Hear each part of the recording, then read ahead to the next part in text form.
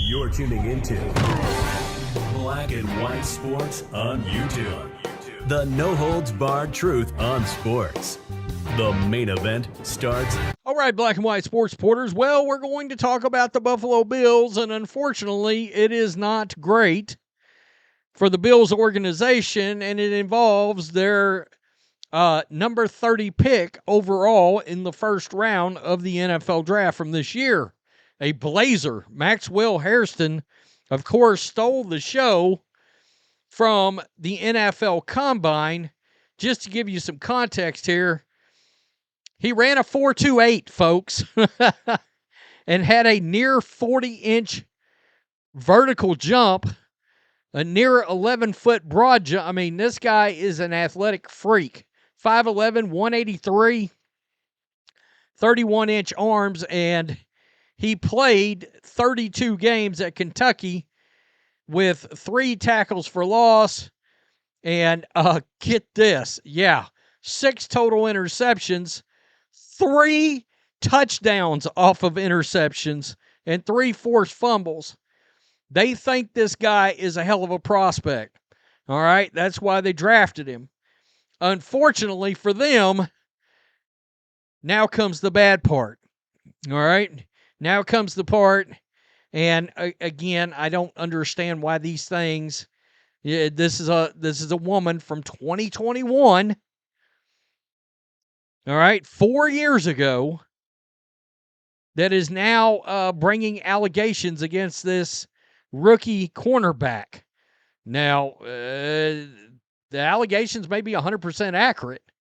I just don't understand what it is with the waiting, and why is there nothing criminal here? It's a civil lawsuit. All right? So, Buffalo Bills rookie cornerback and first-round draft pick Maxwell Hairston has been named in a civil lawsuit over an alleged sexual assault case when Hairston was a student athlete at the University of Kentucky. Bryant Law Center and Myers and Flowers filed the lawsuit Tuesday after a woman says she was sexually assaulted by Hairston at the University of Kentucky in 2021.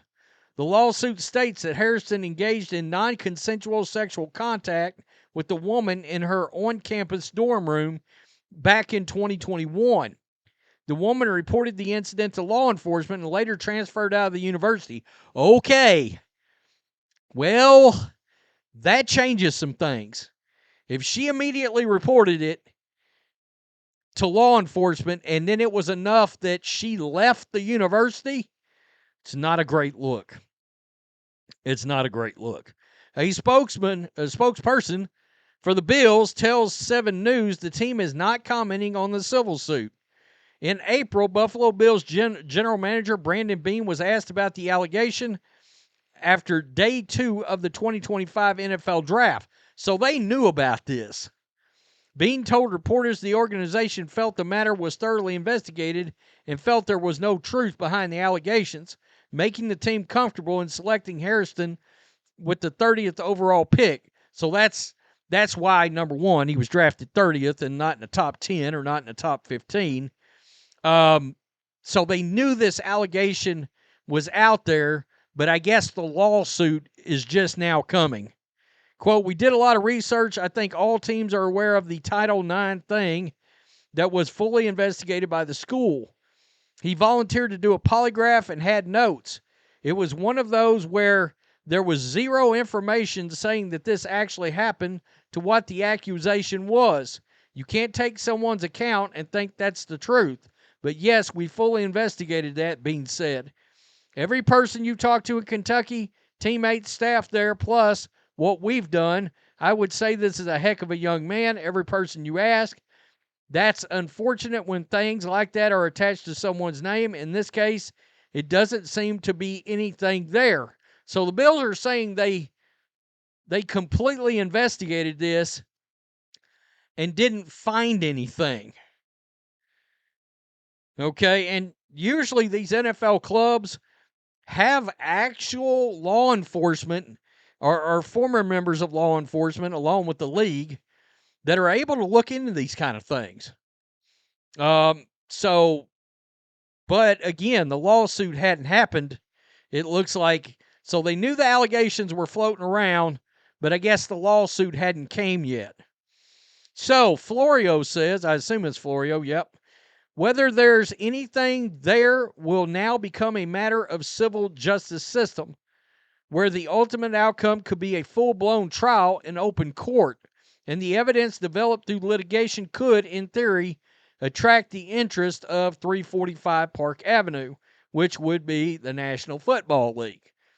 All right, the actual league itself, and one Roger Goodell.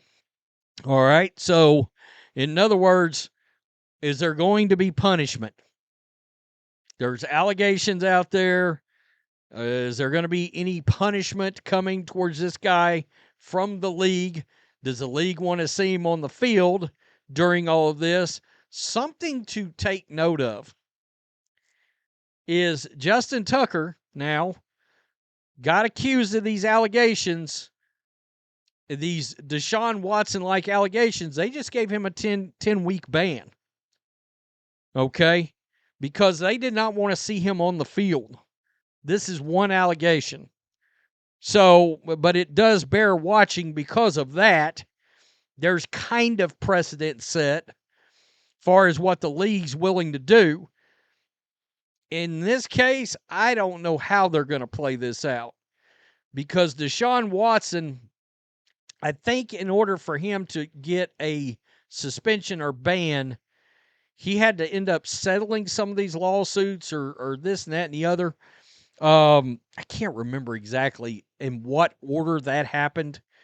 But it's going to be interesting. It bears watching to see, is the NFL going to get involved? Because they could, if they think there's something there. The Bills seem to think and claim they've done the research and there's nothing actually to this. This is the Bills' way of politely saying, it sounds like she's after money, which is my guess. In other words, she waited. I haven't looked to see if he signed his rookie deal yet. Now, that's a rookie wage scale contract for the 30th spot, so you're pretty locked into what you're going to make. But it's millions of dollars. All right? It's millions of dollars. And it's interesting that the allegation, the lawsuit came about in a time period where those contracts are getting done across the league. His contract may already be done. It may be common knowledge. I didn't go look for this video because they're all slotted the same way, basically, based on draft position. But the lawsuit shows up right about the time a contract is signed and money starts getting involved. So you can understand said skepticism of some of this stuff, right? Tell me what you think. Peace. I'm out. Till next time. Before we jump in, make sure you go to our merch store, our Make Basketball Great Again shirt, and our newest shirt that just came out. Both shirts are brand new. The American Flag Skull Fever Enforcer shirt. And use promo code CC22 for 20% off. Thanks for watching the show. Be sure to like, comment, and subscribe. Be sure to tune in next time on Black and White Sports.